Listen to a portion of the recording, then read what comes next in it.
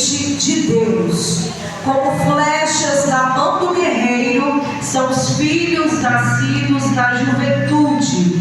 Bem-aventurado o homem cuja aljava deles está repleta. Será respeitado até mesmo por seus inimigos quando pleitear com ele junto às portas da cidade. Amém?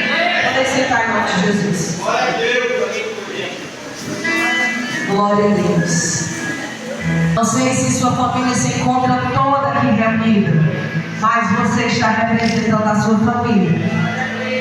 E eu sei que a sua oração, a sua vida neste lugar, o Senhor está ali contemplando.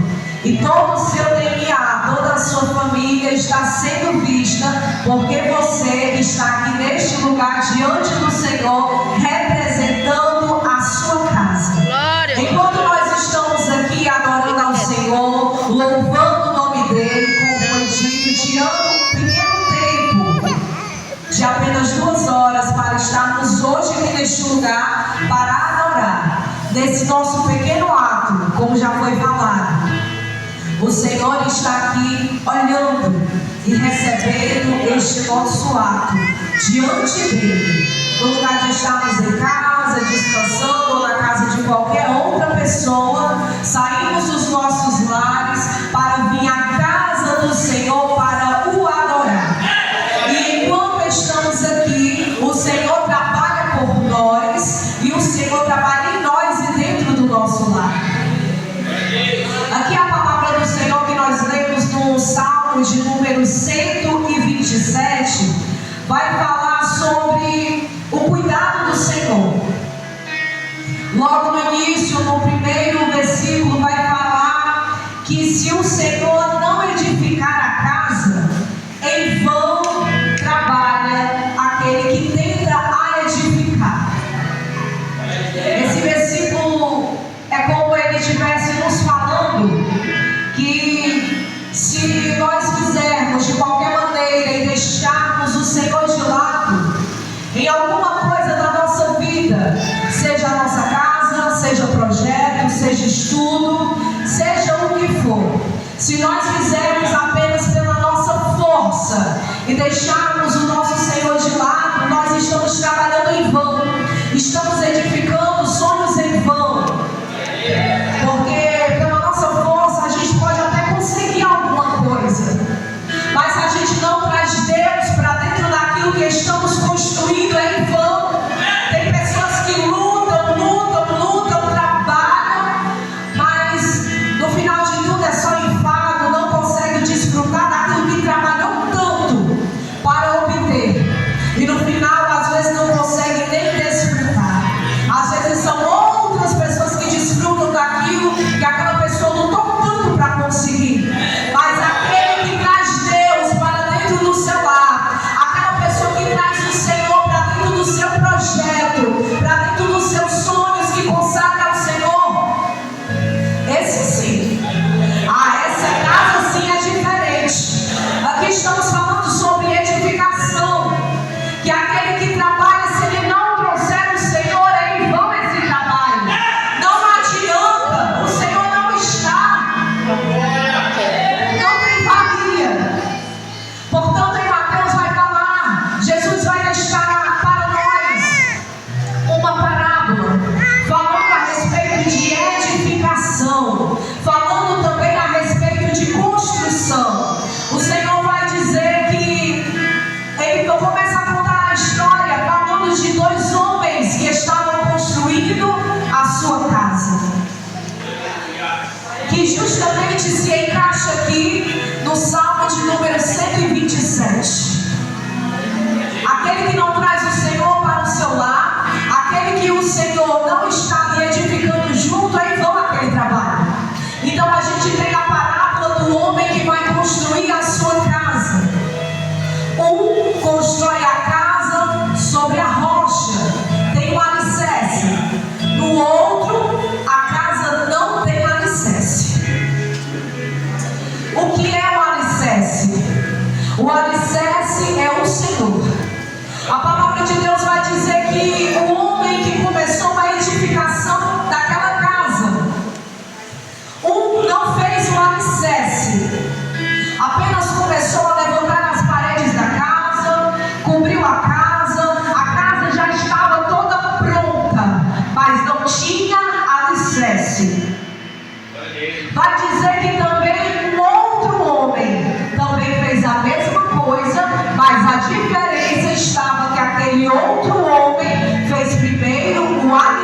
alicerce antes de levantar os muros da sua edificação. A palavra de Deus vai dizer que sobre aquela casa, ou sobre ambas as casas, sobreveio tempestade, para que estava edificada no alicerce e para que não tinha alicerce. O vento forte bateu sobre ambas as casas. A chuva forte caiu sobre ambas as casas. A correnteza passou por ambas as casas. Só que a diferença estava no alicerce. A casa que não foi construída com alicerce desmoronou. Porém, a casa que estava edificada sobre a rocha, essa permaneceu inabalável. E a nossa rocha, o nosso alicerce é o Senhor. Quando falamos de edificação, que é em vão aquele que trabalha, mas se o Senhor não edificar a casa, essa pessoa está trabalhando em vão, é sobre isso. O que é que significa o vento, a chuva, as tempestades, as correntezas sobrevieram sobre as duas. Ou seja, tem situações na nossa vida e na vida do ímpio, todos passam pela mesma tempestade, todos passam pelas mesmas correntezas. O que é isso? São os problemas, as circunstâncias, tanto nós que servimos ao Senhor como também os que não servem. Todos passam pelas mesmas circunstâncias. A diferença é o alicerce. Se eu e você estamos com a nossa casa edificada no Senhor, ela tem alicerce. A chuva também bate, a tempestade também acontece, mas o Senhor está conosco. Então, o Salmo de número 107 vai dizer: a não ser que o Eterno edifique. A não ser que o Eterno edifique a casa, trabalham em vão os que desejam construí-la. Ou seja, se o Senhor não tiver, não vale nada. Hoje, culto da família, que cada um de nós venhamos colocar, porque às vezes nós tentamos fazer com as nossas mãos, às vezes tentamos estabelecer coisas com as nossas palavras, mas às vezes tem coisas que saem do nosso controle e a gente entrega ao Senhor. Diz: Senhor, Pai, eu tentei, mas agora, Senhor, eu entrego em tuas mãos. Edifica o Senhor a casa, edifica o Senhor a minha família. Senhor, eu não sei como falar, Senhor amado, para trazer para dentro do convívio também do Senhor juntamente comigo, mas eu entrego inteiramente em tuas mãos. Eu tentei pela minha força, mas eu te entrego. Que seja o Senhor o alicerce da minha casa, da minha família. Aí sim, algo diferente acontece. Alguém que está lá fora vai dizer: nossa, eu passei por tal situação semelhante ao que essa pessoa passou. Não sei como foi que ela aguentou, não sei como foi que ele aguentou. Só que logo se lembram a diferença na vida dele. Aquela pessoa tem ao Senhor. Aquela pessoa passou pelas mesmas dificuldades, mas só que a gente vê o brilho do Espírito Santo sobre a vida dela. Passa pelas dificuldades sorrindo, às vezes chora na caminhada, mas tem a certeza e a convicção que o Senhor, no momento certo, trará a resposta sobre aquela situação que está passando e criando. No versículo 1 ainda vai falar que se o Senhor não proteger a cidade, inútil será a sentinela contra a guarda. O que é isso? Como é que a gente pode trazer essa parte desse versículo para a gente entender, ter uma compreensão? Aqui está falando que se o Senhor não guardar a cidade, inútil será montar a sentinela. O que é sentinela? É como se fosse uma espécie de policial, um guarda, que está ali sendo colocado para manter a segurança, para não deixar que nada de ruim aconteça. Só que logo em seguida, esse versículo vai dizer para nós que é inútil. Pode colocar guarda, segurança em tudo quanto. Se o Senhor não guardar a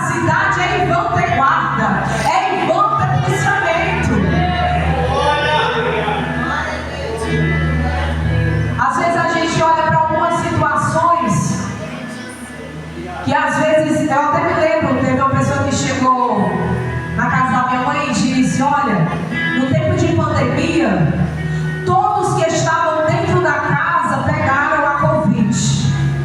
Incrivelmente, eu fui a única que não peguei e cuidava de todos. E senti o cuidado do Senhor. Todos ao redor e dentro da mesma casa com falta de ar. E era o que era o Senhor protegendo a vida daquela serva de Deus.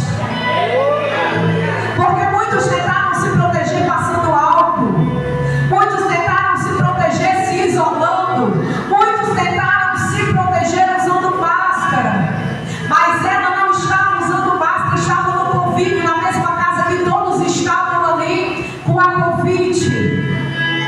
Ou seja, tudo aquilo que foi feito para a segurança não adiantou para a vida daquelas outras pessoas. Mas para ela havia um guarda fiel guardando ela, que era o Senhor. Glória a Deus. O versículo 2 vai dizer que os obstinados que retardam o seu sono e ficam até altas noites acordados e se acordam antes do amanhecer, idolatram o trabalho e não alcançam os bens que o Eterno concede aos seus amados enquanto eles estão dormindo. O que é que isso significa para nós? Irmão, está dizendo que nós devemos ficar em casa esperando cair maná do céu? É não. Está só dizendo que tem pessoas que lutam, e é uma perturbação, mal dorme, se acorda bem cedo, passa o dia trabalhando, uma coisa, não peleja. Enquanto tem outros, os que amam ao Senhor e temem ao Senhor, trabalham, tem o seu descanso, consegue dormir em paz. E enquanto dorme, vai dizer a palavra do Senhor que o Senhor trabalha para os seus amados. Tem coisa que, às vezes, digamos que uma nação ou uma cidade passa por algumas dificuldades e alguns apertos. Algumas dificuldades chegam para todos, às vezes uma cidade, um bairro, um estado, às vezes passa por algum problema financeiro, algum recurso, e tudo aperta para todos. Inflação, as coisas começam a subir, muitas pessoas começam a passar necessidade. Só que aqui a palavra do Senhor nos assegura que o Senhor nos garante que na nossa casa não vai faltar. O salmista, ele fala que nunca viu o justo desamparado, nem a sua família, nem a sua descendência mendigar o pão. Porque a palavra do Senhor, quando ela está sobre a nossa vida, a palavra do Eterno garante a provisão do Senhor sobre a nossa casa. Irmão, pode falar isso? Prega que vive. Estou pregando. Quantas vezes eu e meu esposo chegamos no mantimento, no nosso mantimento, e dizia, vixe, só tem 2 quilos de arroz, 1 quilo de feijão, Jesus. E de repente chegava alguém e dizia, nossa, tem como você me ajudar? Às vezes nós estávamos na igreja. E trabalhando, ele trabalhando. Mas o Senhor nunca deixou faltar. E mesmo assim, quando nós dizemos, Senhor, se nós tirar o nosso para dar, como é que vai ser? E o Senhor nos honrou. Nós vimos uma pessoa chegou na igreja e a gente disse, olha, o culto está terminando, nós não moramos aqui perto da congregação. Se você tiver confiança de esperar, nós vamos na nossa casa, vamos buscar os alimentos que nós temos, não é muito, mas vamos tirar do que nós temos do nosso mantimento, do nosso armário, e vamos vir deixar para vocês aqui. Isso é legal. Lá no Coronel Fabriciano, na igreja, pegamos a moto, fomos até em casa, e nós olhamos, vixe, Jesus, só tem isso aqui, mas Deus proverá. Chegamos, tiramos os alimentos do armário, voltamos, fomos entregar. A pessoa ainda estava lá esperando. Voltamos e entregamos. E quando chegamos em casa, olhamos a situação da geladeira e digo, amém, Deus proverá.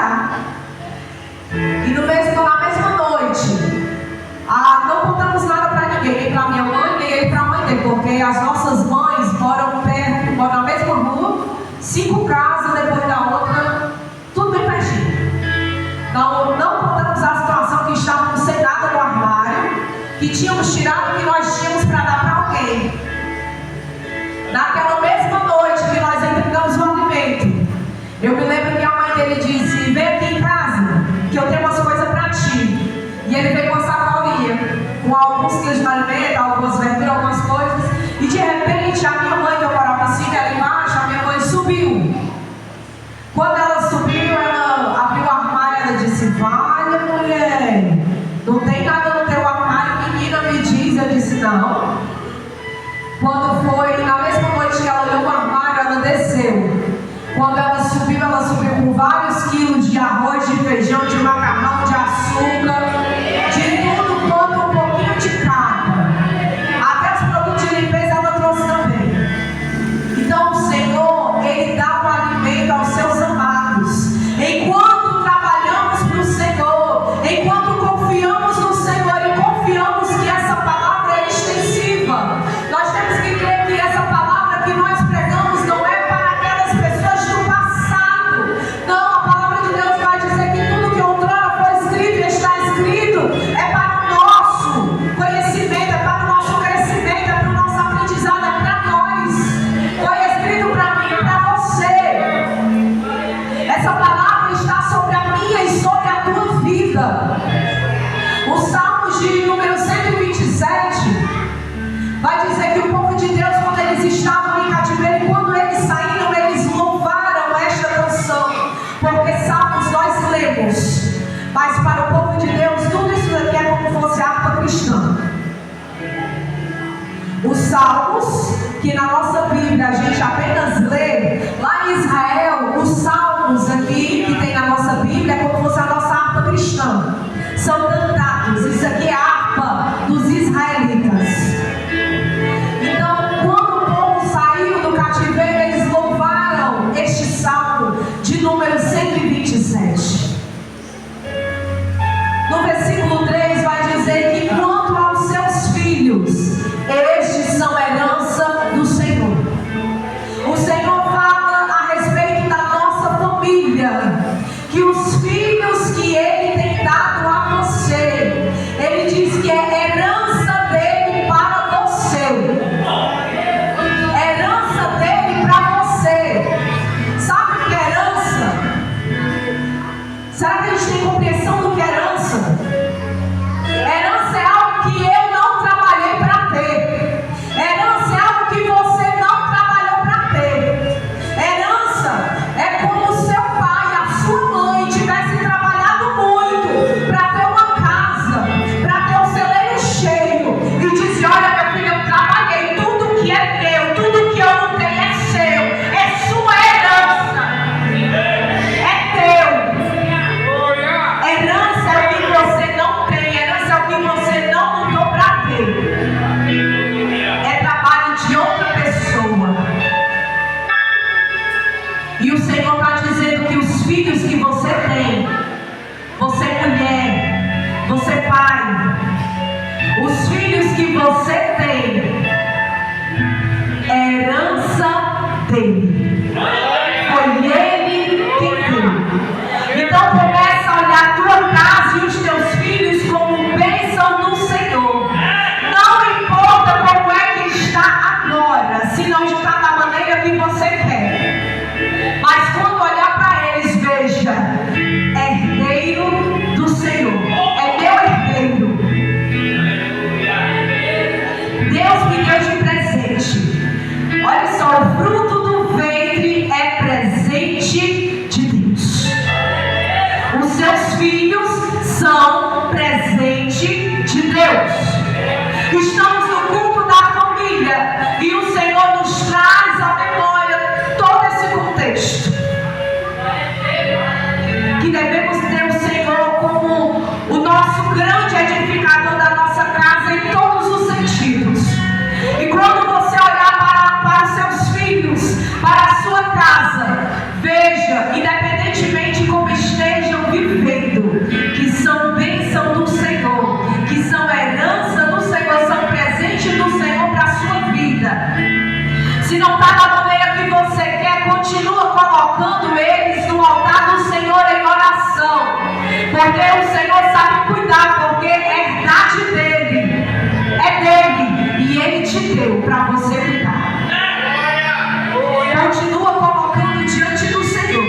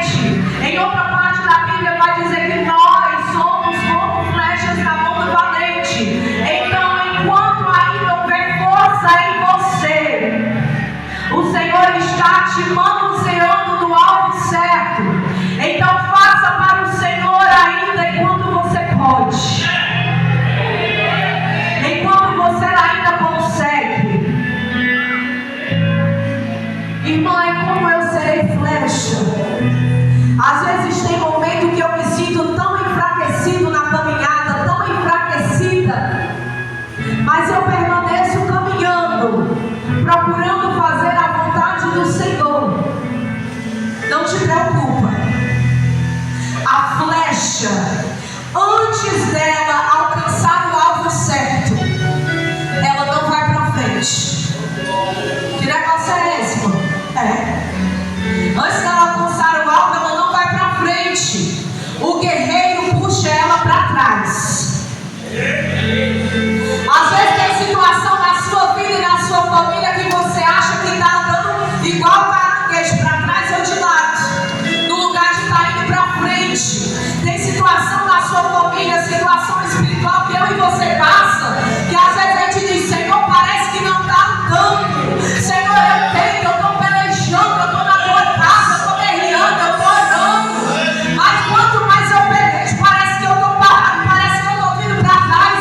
E o Senhor está dizendo: tu permanece na posição, tu permanece na minha mão, tu está do jeito que eu quero. Você está do jeito que Deus quer, está na posição que o Senhor quer. Mas se você está na mão do Senhor, não se preocupe. O Senhor está te puxando um pouquinho para trás para te dar impulso, para tu pegar velocidade e acertar o alvo certo. A tua família será alcançada. Porque às vezes nós vemos aqui no culto de família e a gente fica pensando: eu estou aqui, mas o meu filho, o meu esposo, a minha esposa ainda está lá. E eu estou sozinha. Eu estou sozinha. O Senhor está dizendo: você não está só. Eu estou com você. Você está na minha mão. Te preocupa não que vai alcançar. A tua oração está chegando no céu. A tua oração, a tua vida está na mão do guerreiro, do forte. É no tempo dele que vai acontecer. Tem promessa. Você tem promessa. Você está na posição. Você está procurando agradar o Senhor. No momento certo vai chegar. No momento certo a promessa acontece.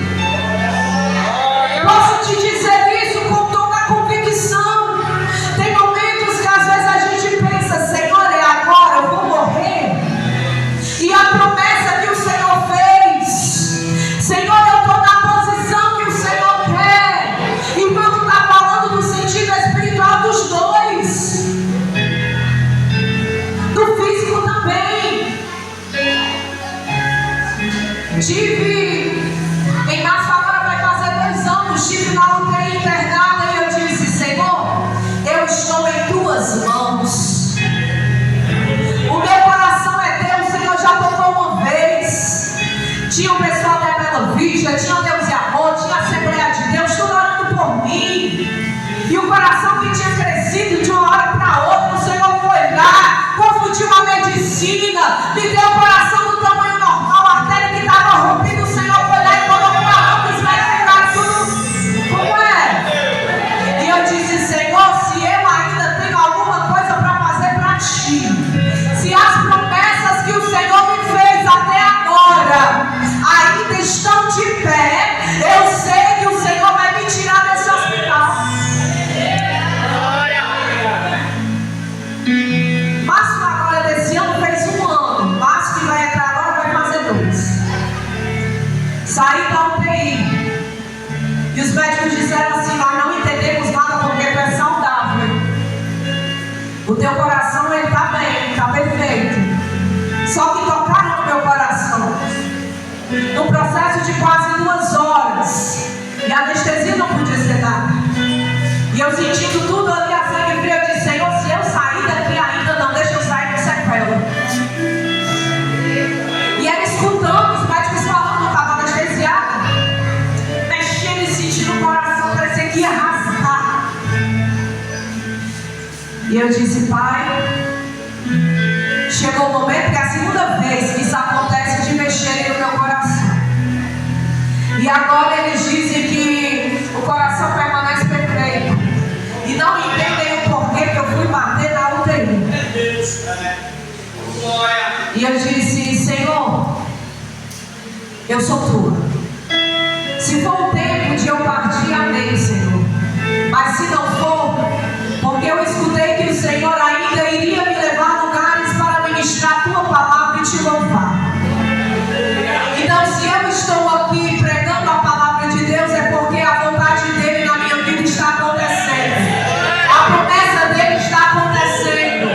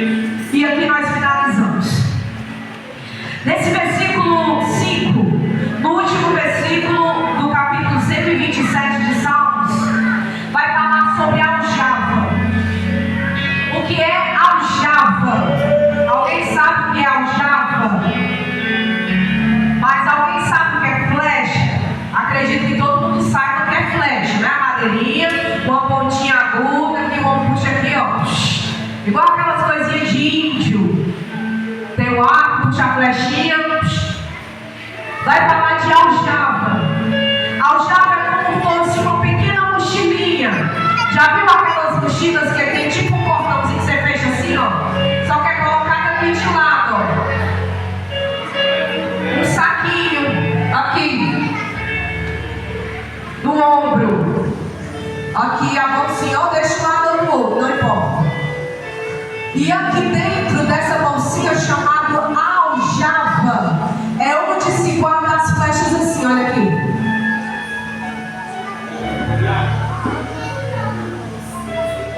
Certo? Então aqui está o guerreiro com o seu arco e as flechas aqui guardadas na sacolinha que se chama aljava.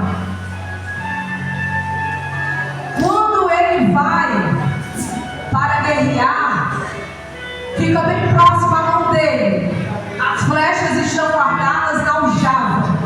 Então vai dizer que feliz e bem-aventurado é o homem que está cheio. Sua aljava está cheia, está cheia de flechas. No caso aqui está falando de filhos. E vai dizer porque os seus inimigos o temerão. Vamos só entender esse versículo 5, porque que está falando assim. Falando de família. Bem-aventurado o homem cuja aljava dele está repleta. Será respeitado até mesmo por seus inimigos quando pleitear com ele junto às portas da cidade. Por que que logo no início eu falei que o povo de Deus, quando saiu do cativeiro, louvou esse salmo? Muitos que passaram aquele período de 70 anos ali